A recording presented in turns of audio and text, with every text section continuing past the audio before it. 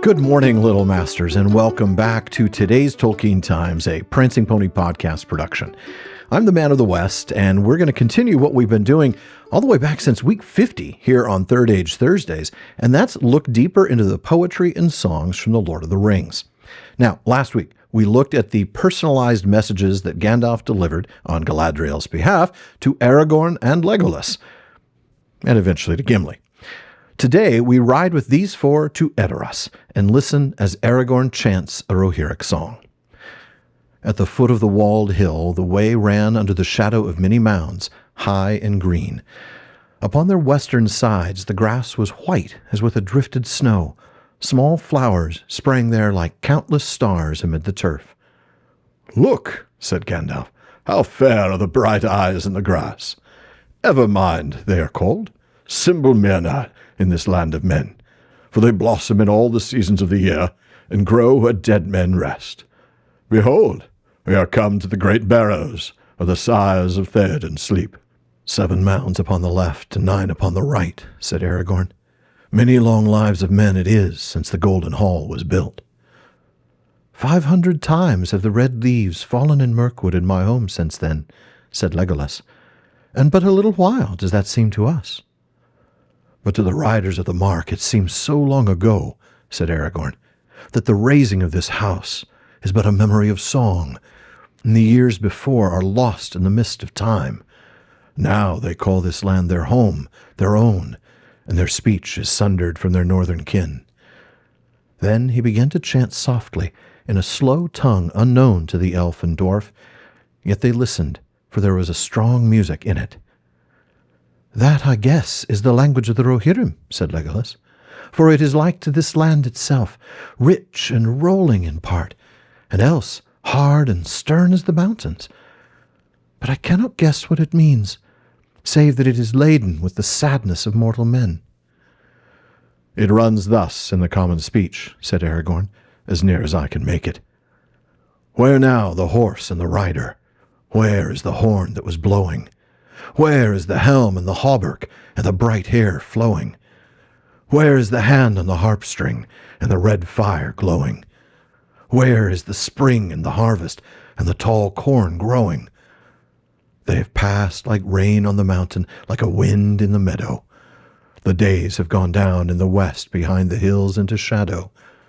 Who shall gather the smoke of the dead wood burning, or behold the flowing years from the sea returning?" Thus spoke a forgotten poet long ago in Rohan, recalling how tall and fair was Eorl the Young, who rode down out of the north, and there were wings upon the feet of his steed, Felarof, father of horses. So men still sing in the evening. Of course, all that does is makes me want to hear it in the original Rohirrim, that is, Old English. But now that I say that, as I've often said, I realize I don't think I've told you why you shouldn't just take my word for it on that claim.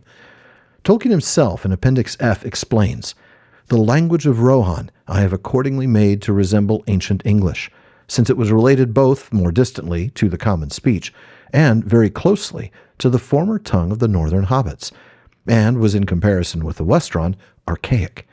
In the Red Book it is noted in several places that when hobbits heard the speech of Rohan, they recognized many words and felt the language to be akin to their own, so that it seemed absurd to leave the recorded names and words of the Rohirrim in a wholly alien style."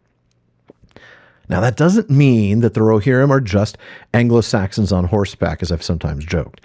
In a footnote to that passage in Appendix F, Tolkien adds, "This linguistic procedure does not imply that the Rohirrim closely resembled the ancient English otherwise, in culture or art, in weapons or modes of warfare, except in a general way due to their circumstances, a simpler and more primitive people living in contact with a higher and more venerable culture, and occupying lands that had once been part of its domain." Now, the Rohirrim are not to be equated with the Anglo-Saxons of history, but rather those of poetry or legend. As Tom Shippey has put it, this entire chapter, this is from The King of the Golden Hall, is, quote, straightforwardly calqued on Beowulf. But that's for another time. Let's get back to this poem. We're getting a little bit too far to the side.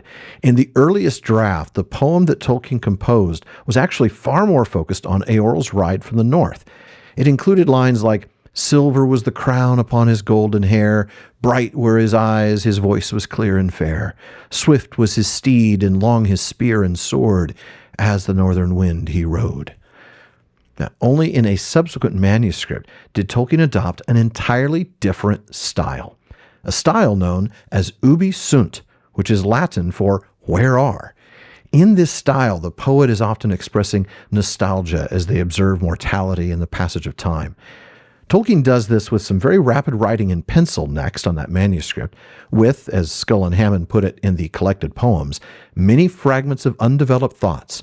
Where is the horse and bow? Where is the horse with braided mane? Where is the helm and the golden horn? Before eventually landing on 6 lines that are very close to the final version we read here. Going back to this ubi sunt, however, one of the most well-known examples in Old English is a poem called The Wanderer.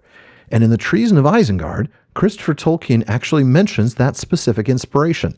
This song, Aragorn's Lament for the Rohirrim, is, he says, an echo of the Old English poem known as The Wanderer, line 92. Hwær Cwom Mearg, Hwær Cwom Mearg. This, in turn, follows an old formula known as ubi sunt, where a poet talks about the passage of time. And that's the end of Christopher Tolkien's quote. And while I'm not going to brave the Old English pronunciation of the entirety of that stanza of The Wanderer, you already got all I can give you, I will give you the modern English translation so that you can hear that inspiration. Where is the horse gone? Where the warrior? Where is the treasure giver? I will say this. In the Old English, that's Madhumyifa, which is Matham giver. So, Matham, yeah. Anyway, I love that. Continuing on with the modern English translation. Where are the seats at the feast? Where are the revels in the hall? Alas for the bright cup. Alas for the mailed warrior. Alas for the splendor of the prince.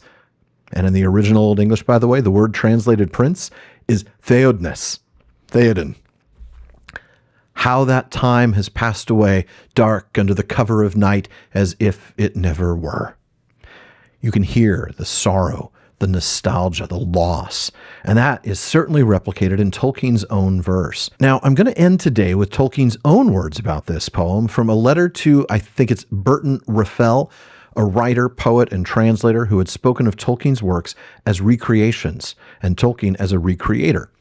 He wasn't insulting him, but Tolkien protested this term, arguing instead, of course, subcreate, and then writing this. Even the lines beginning, where now the horse and the rider, though they echo a line in The Wanderer, and are indeed not much further removed from it verbally, metrically, or in sentiment than are parts of Raffel's translation, are certainly not a translation, recreative or otherwise. They are integrated, I hope, in something wholly different, the only excuse for the borrowing. They are particular in reference to a great hero and his renowned horse, and they are supposed to be part of the song of a minstrel of a proud and undefeated people in a hall still populous with men. Even the sentiment is different. It laments the ineluctable ending and passing back into oblivion of the fortunate, the full-lived, the unblemished and beautiful. To me, that is more poignant than any particular disaster from the cruelty of men or the hostility of the world. But if I were to venture to translate The Wanderer, the lament of the lonely man withering away in regret, and the poet's reflections upon it, I would not dare to intrude any sentiment of my own, nor to disarrange the order of word and thought in the old poem in an impertinent attempt to make it more pleasing to myself and perhaps to others. That is not recreation, but destruction. Tell us what you really think, Professor.